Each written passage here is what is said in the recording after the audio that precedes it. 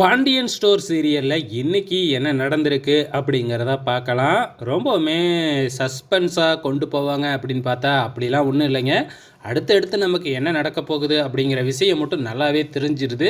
ஆனால் எப்போ தான்பா அதெல்லாம் வரும் அப்படின்னு காத்து கிடக்க வேண்டியதாக இருக்குது.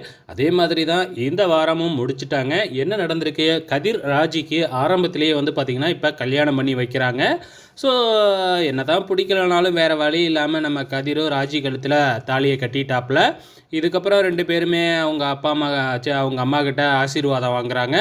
அதுக்கப்புறம் பாக்கியா கல்லையும் விழுந்து ஆசீர்வாதம் வாங்கிடுறாங்க.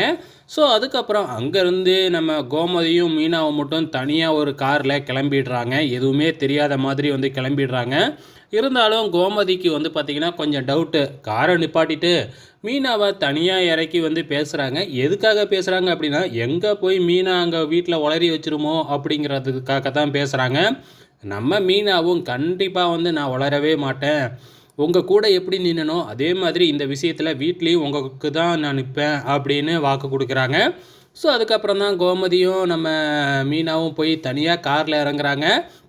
நம்ம பாண்டியன் வாசல்லையே நிற்கிறாரு. எங்கே துரை வரலையா அப்படின்னு சொல்லி விசாரிக்கும் பொழுது, நம்ம ஹேமா தான் அவனுக்கு ஏதோ யூனிவர்சிட்டி பிரச்சனையினால அவன் மதுரையிலேயே தங்கிக்கிட்டான், நாங்கள் மட்டும் வந்துட்டோம் அப்படின்னு ஒரு பொய்யை சொல்லிடுறாங்க.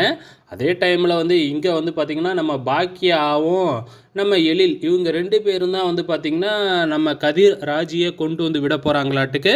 மற்றபடி அவங்க 2 பேரும் அப்படியே ஊருக்கு கிளம்ப போகிறாங்க. ஸோ பாக்கியாவும் எழிலும் மட்டும்தான் இங்கே வீட்டுக்கு வர போகிறாங்க நம்ம கதிர் ராஜியை அழைச்சிக்கிட்டு.